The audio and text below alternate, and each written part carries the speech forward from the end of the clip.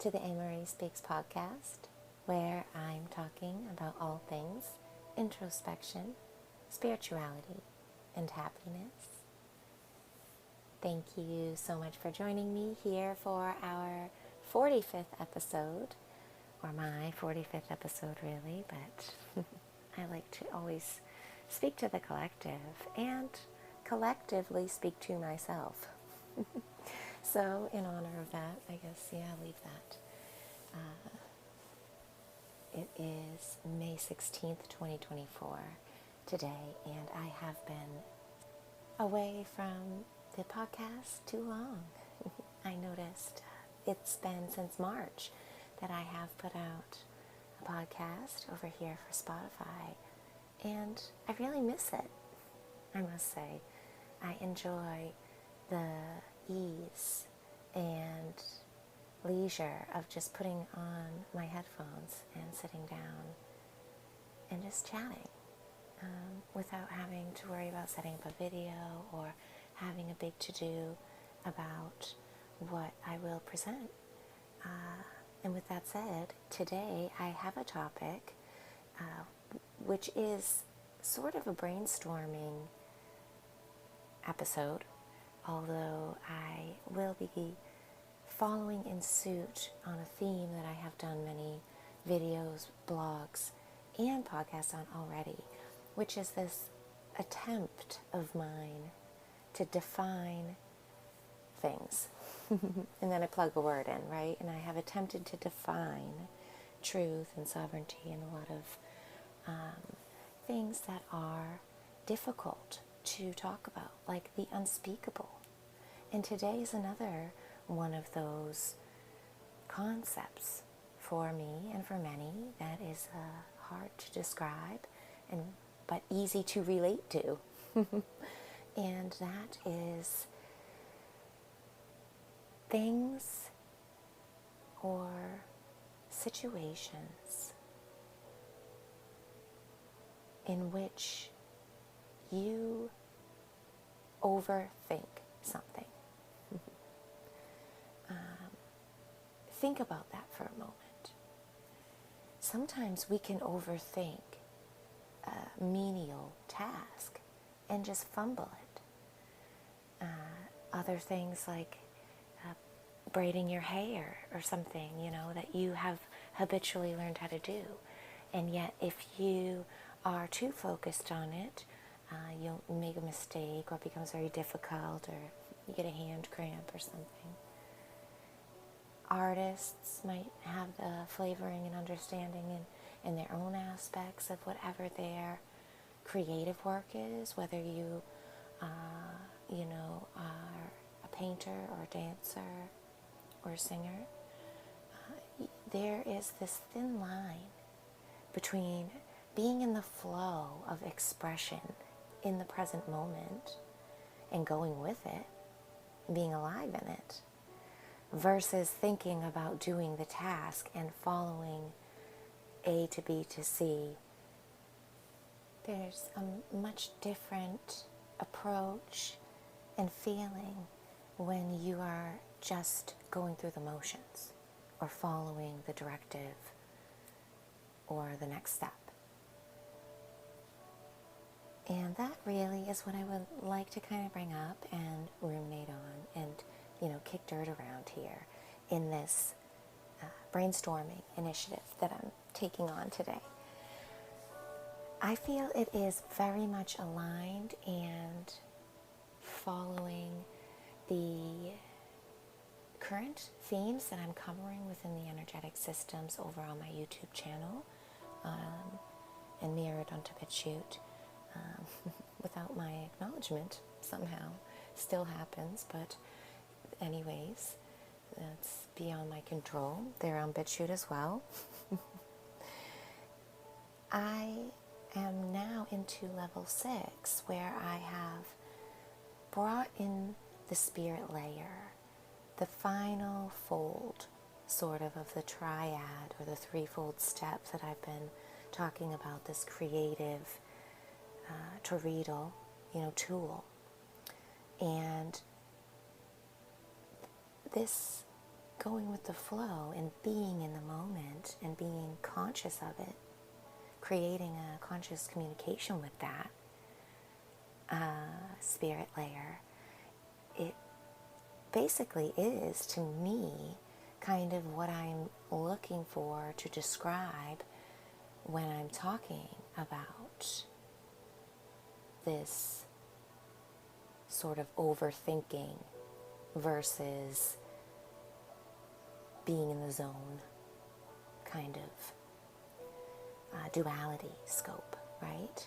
It's so important that we remember when we see these sort of separations of almost contrasting extremes, to remember that the interlinking, intermingling connections and parallels that are coursing through them create a circumference around them, which in itself creates another whole to be reflected, just from a different, more distant point. And we really must gain control over those two and have a strong working with both of them in order to even take that step back and accept there is a way to step back. There is a greater collective. There is something greater than the self, higher than you, larger than the embodiment of physicality and the cramming of consciousness that is you, distinctly, fractalized down and down and down through the series of roots and channels and alleyways, like a branching electricity, all of those many truths in nature that we see how information flows, separates, and defines itself more clearly. We should accept and embody that we must be doing the same thing, as we are a part of it. We are created from it and within it, and therefore we must reflect the rules of organic design, infinite intelligence, symbiotic harmony. It's a give and a take, an ebb and a flow. There's a cycle and a circle, life and death, and day and night, there and not there, before and after, and here and now. And when I think we get to a place where that is a truth for us and it is solid footing, it's not a wishy-washy, philosophical, airy-fairy type of thing where we're sitting around, having these really out there, woo-woo, too deep for reality conversations that have to be really restricted to a back room somewhere, to some esoteric chamber or a library or a far-off higher learning classroom of sorts for doctorate level masters and things. It really is for everyone all the time. And when we can really break that down and accept it, I think we're getting there. I think the Aquarian age and this whole dawning and movement into newness is bringing forth more of that. It's permeating more. And perhaps with that, we will get into a more steady, balanced walking of this inner harmonious path, the center path, right? And that, I think, will be between this scope of overthinking things and being totally engulfed and in the zone in something. Because the other kind of thing I'd like to really talk about is the fact that just as you can overthink and make a mistake, or just as you can be too far on that frenetic, process-focused side of the spectrum, and it's not good, you can also be too far into the zone. And when we get in the zone like that, we have tunnel vision. You have to be very focused on the present moment, on exactly what you are involved in. And it cuts out the external world. So much so that I'll give it a brief experience and point of working is that, say many people who are part of my audience and know my story and have heard me talk about my life's path, I did gymnastics for many years in my youth. And at a competition or some type of training or even in practice, when you got in the zone and you're doing a task or a trick, or even if it's a whole routine or whatever, and a routine even without music, because the floor is the only one that had a music to go with it, right? So you could be on a different, be in a different area, and it's like somebody else's music is playing for the floor. You're like on beam and you really need to concentrate. The crowd is screaming, parents are yelling, your teammates, you know. But when you get up and you get in the zone, everything shuts out. Literally, you do not hear anything else. And you go into your thing. And your sounds, your inner world becomes the whole world for you. And so much so that, you know, anything could happen outside of you and you would not even notice it. Another great example that I could think of immediately for me, I get in this side of the spectrum a bit too much, the engulfed side of in the zone in my tasks. Say if I'm reading, or I'm, you know, on my computer, or even if sometimes I'm doing the dishes and I get very engulfed in whatever I'm doing, I frighten very easily, because I don't, if somebody comes up behind me or somebody wants to talk to me or somebody pokes me even, I haven't even heard their approach. I am so in my thing, or in my writing, say, especially when I'm writing, even without headphones on. You know, even sometimes when it's just has so much life to the creative inside, it blocks out the audio. It blocks out all these other sensory things that if I was doing something else, or if I was, you know, more in my present moment, I would have heard the approach, I would have noticed a shift or something. So it's important that we tap into and we know how to get into the flow and to feel it. But it's also a working available, right? It's also about looking to find harmonious balance so that in the present moment we could be both consciously aware of what's going on and also consciously aware of that current, the flow, and working to meet the two.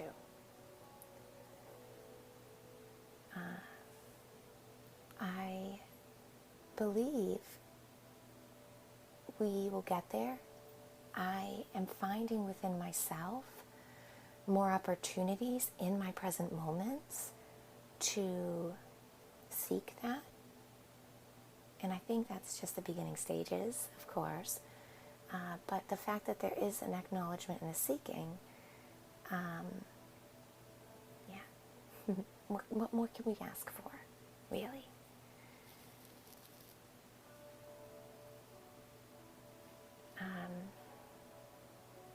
So pretty much that is the overall tip of the iceberg that I am seeking to introduce when I possibly record, or maybe I might even write traditional blog. I'll have to see if I get around to that. As I've been talking about lately on my YouTube channel and on Telegram, I am super busy in my real life.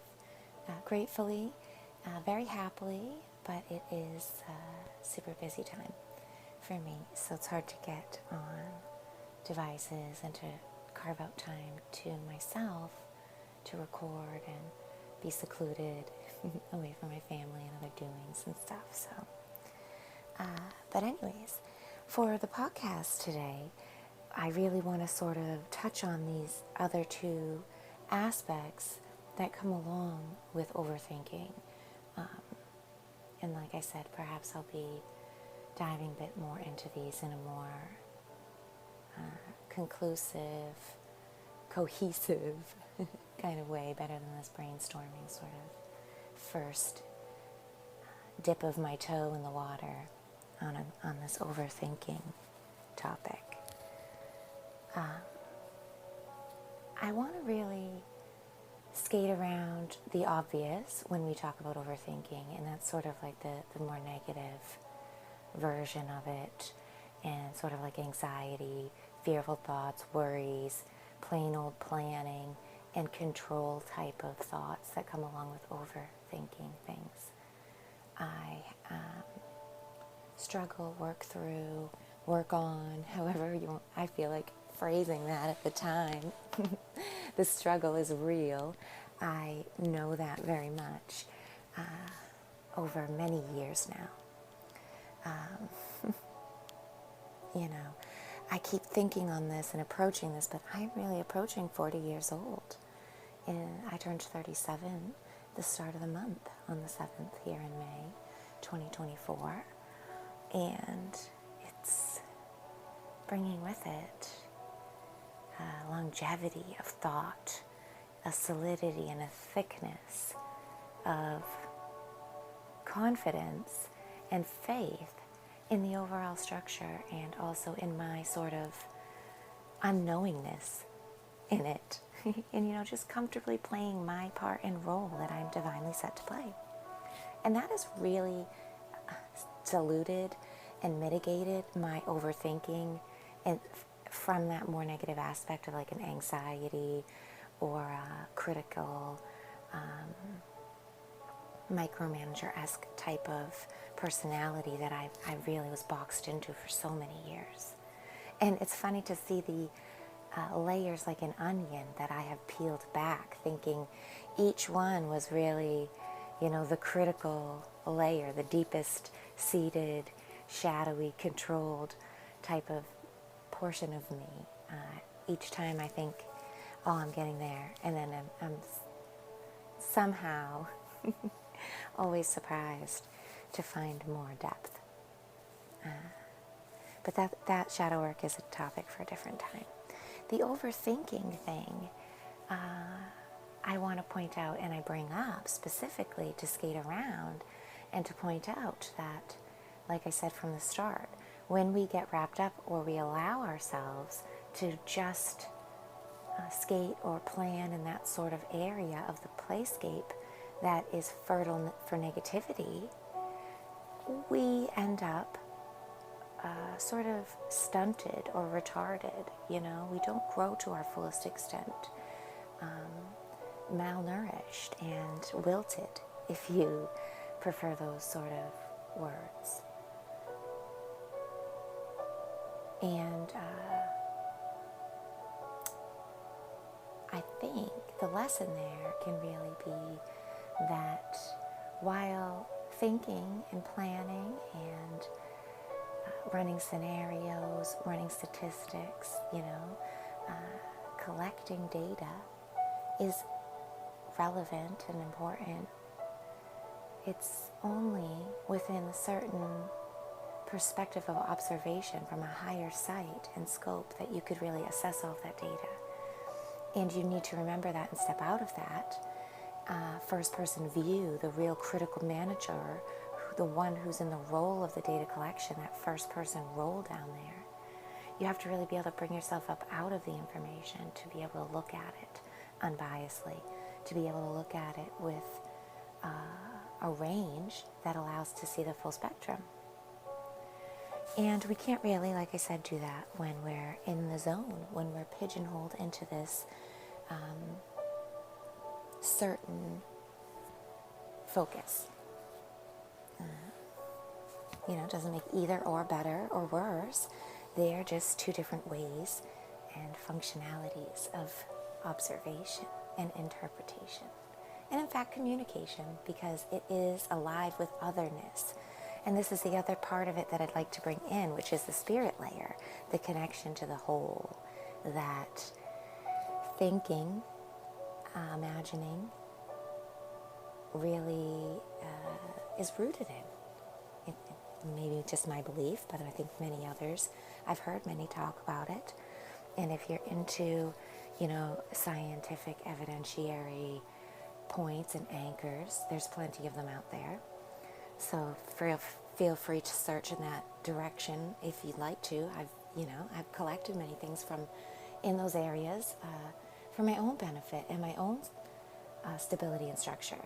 And they have created more strength in these more esoteric metaphysical beliefs. They never create cracks in the truth. This is the best part about when we truly seek honest science, honest thinking, logic, comprehension, and understanding.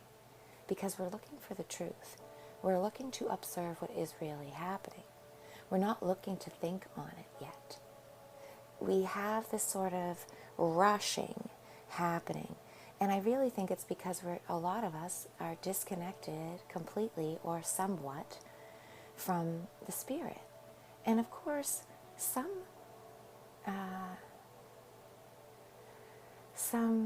separation and distinction is necessary, and it's beautiful and divine. That's why I love to talk about the 3 layers, mind, body, and spirit, systems, and they're all reflections of each other, and yet they intermingle and are totally entangled in each other.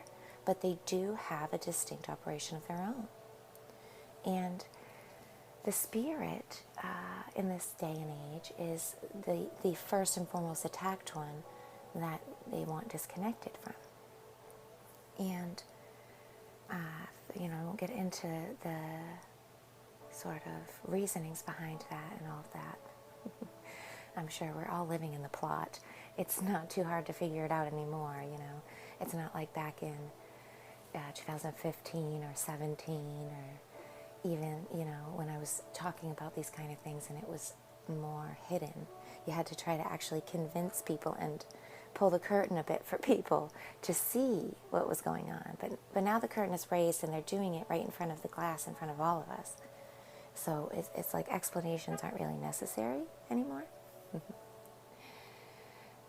But yes, anyways, when we are more attached and recognize the spirit layer, which is connected to every other person, every other form of conscious awareness out there, including, basic old the ether, infinite intelligence, whatever that sort of quark or atom or single second that makes up time, whatever you want to see that heartbeat and life essence of the whole, of totality as, that you have a direct communication with that, a direct line. Your spirit essence does. It has a language, a cymatic resonance that speaks in its own way directly to that layer in its own way.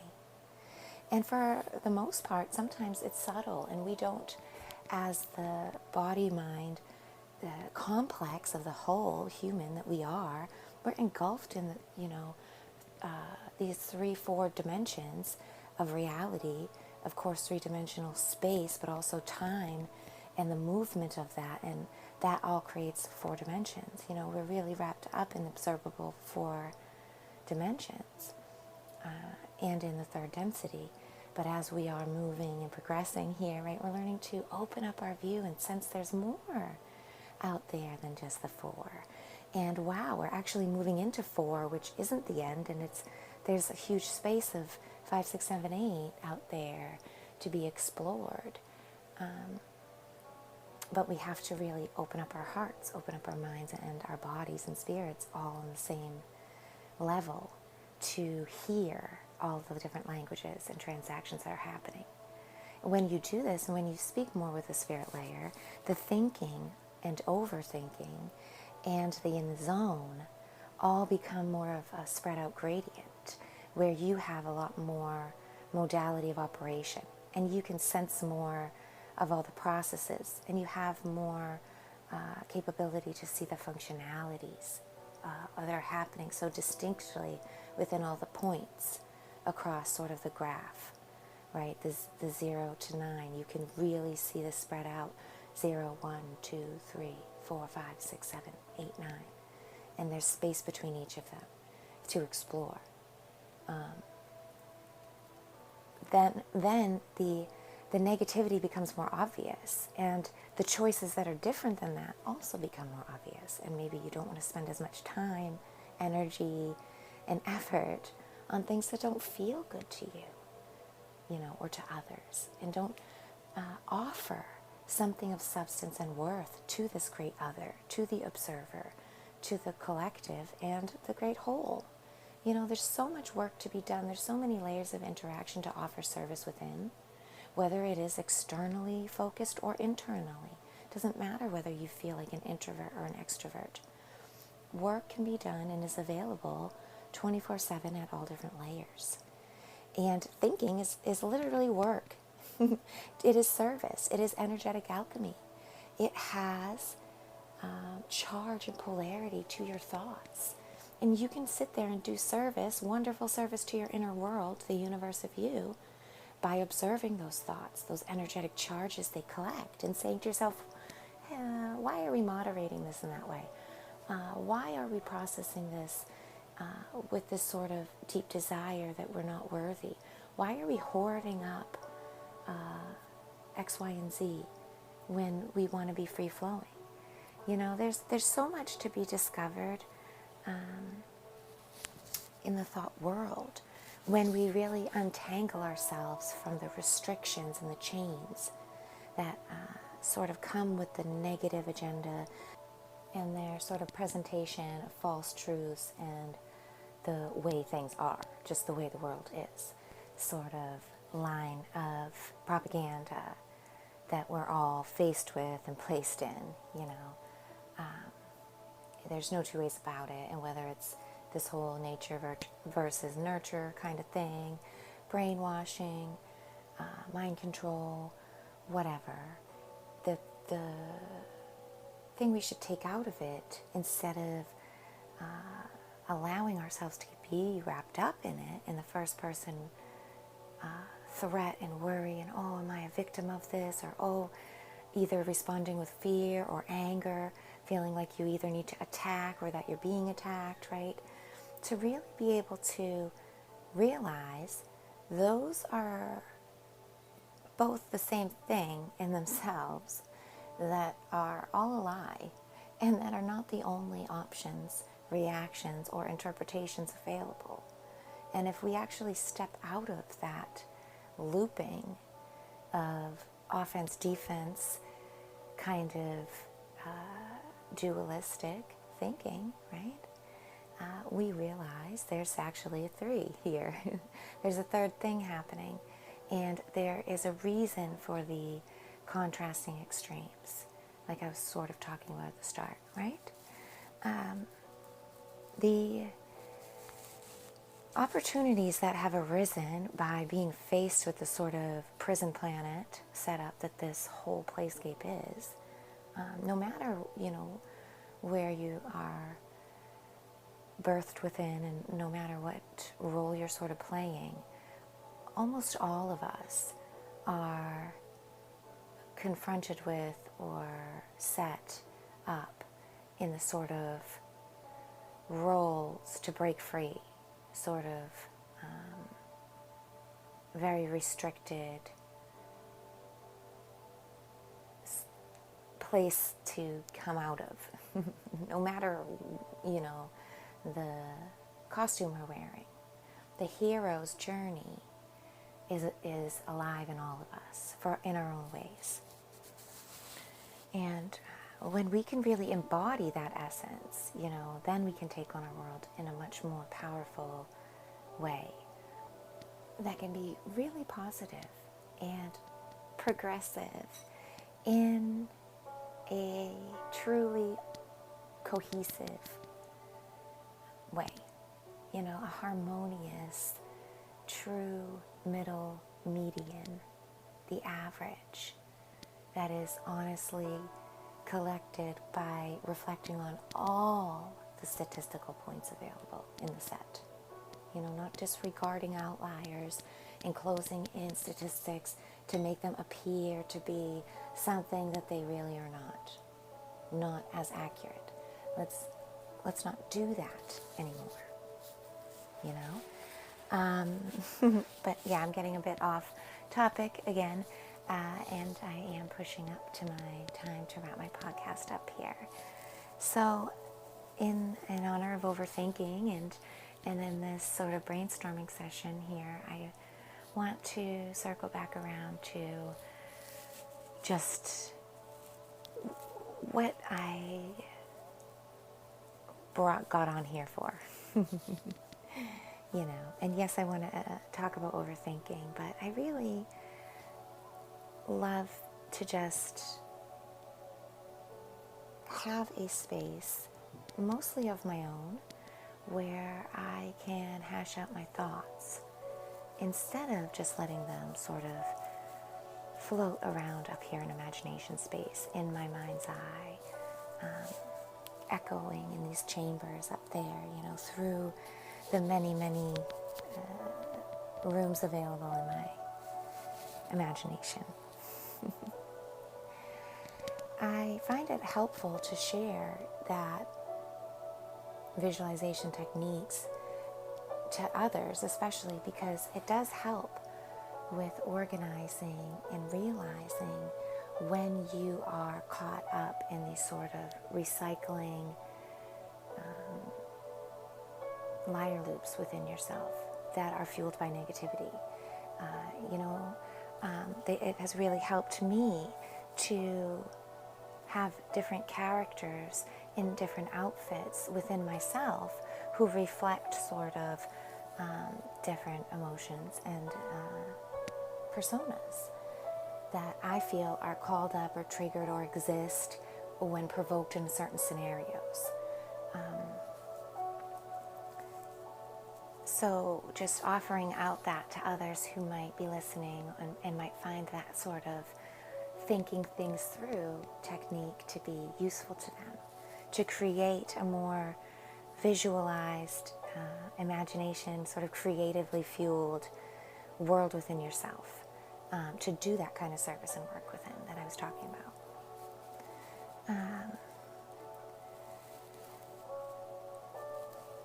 That can really help with the extra energy that I feel is a charge and needs to be released, and is sometimes why overthinking happens, right?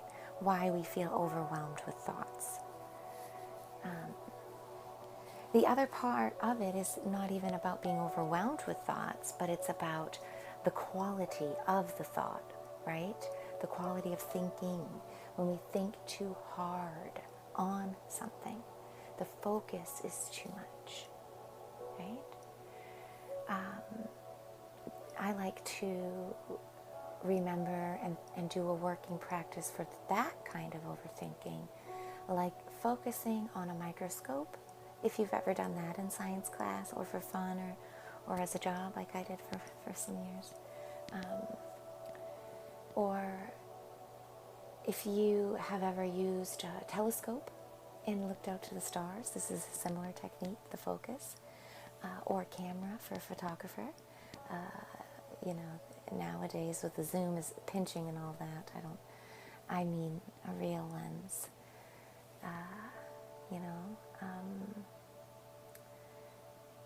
That action, that focusing and searching in the blurry.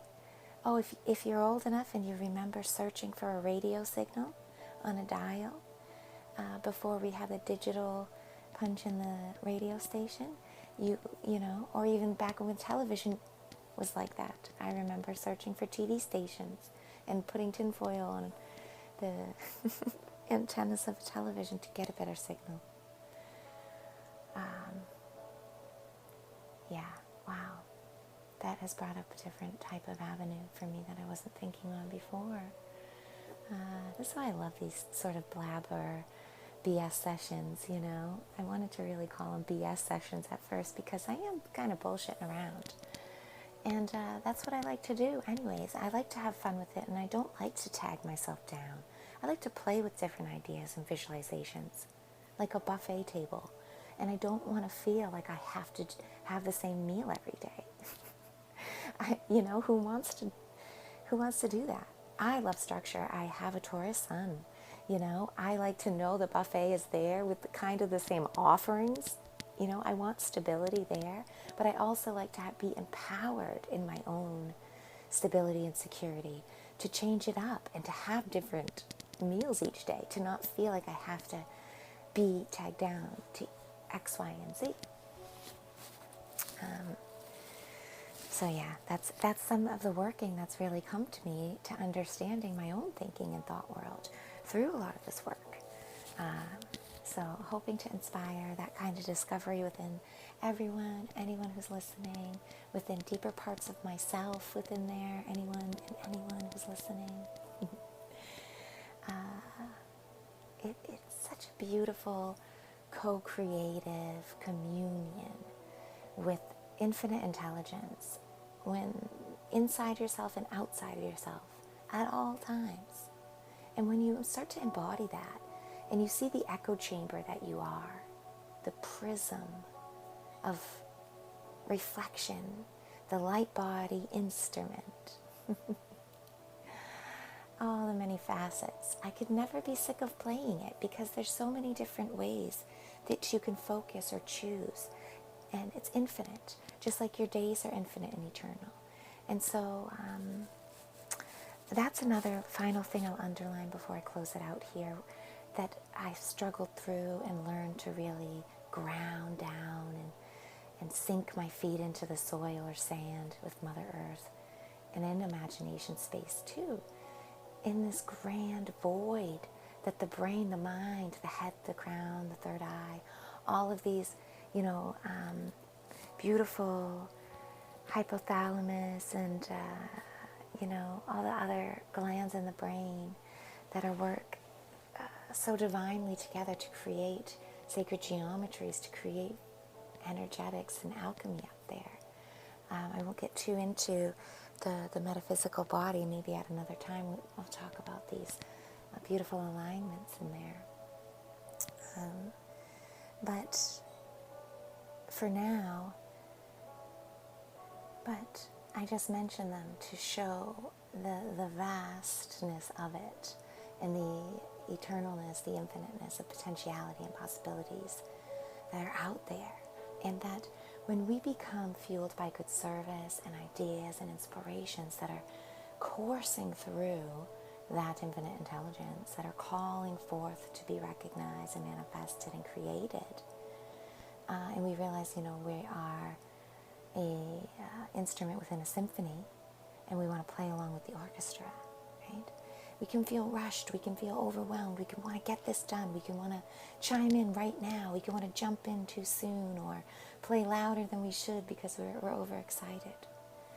But to really relax and know that it is eternal and that all things happen in divine timing, and to take your time with these things, and that since they've already been and are available to you in a thought realm, they are thoughts and dreams. You have a vision of it. The picture is there ready to be painted. The song is implanted. The melody or tune is gifted there. It's already there and alive. And it is free. And we should allow it that freedom, as well as ourselves the freedom, to bring it down into this four-dimensional space like I talked about before, right? We're pulling down from above higher, more complex structures, things that have more dimensionality and density, right? Think of a platonic five-dimensional shape, like a tetrahedron, right? Dodecahedron.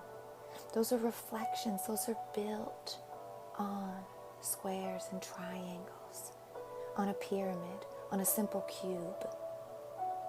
So what we're trying to do is take those more complex, beautiful sort of shapes and reflect them down in a drawing of a square as best as we can.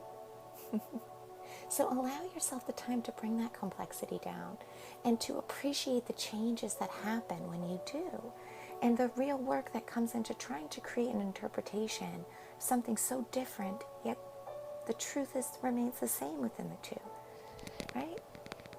Oh, excuse me.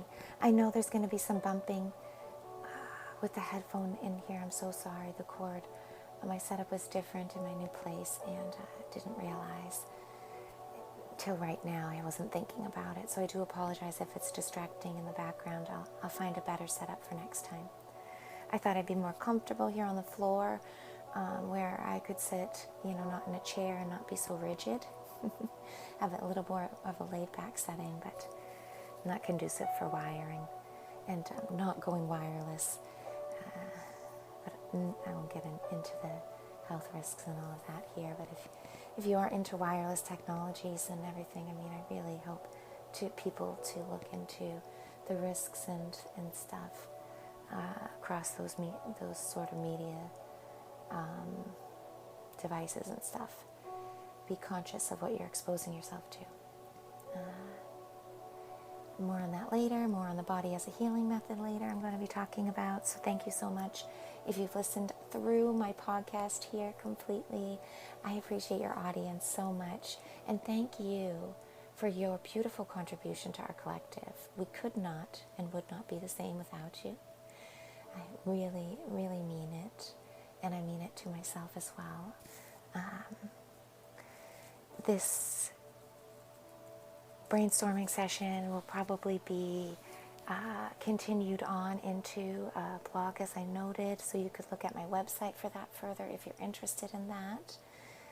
In the meantime, you can always find me directly on my website, amariespeaks.com, or over on Telegram at amariespeaks if you use that platform. As noted, I have a series going on YouTube right now all about energetic systems, where I'm really talking about mind, body, and spirit within us functioning as systems. And how do these systems work and process energy and information? Well, they use the torus, and the torus is a tool. And I break this torus tool down into 3 workings, 3 reflective processes that it does, which are actually just the reflections of the mind, body, spirit. And we learn about how the torus in itself is its own reflection of that basic triad. And I call it the triad of creation. If you're interested in hearing and learning more about that, I have almost 50 videos and 6 levels of a course going over on YouTube. So you could check that out. I'll put a link in the description on Spotify if you're finding me there. Again, I thank you for listening, and I hope you have a beautiful day or evening wherever in the world you are. I will talk to you next time.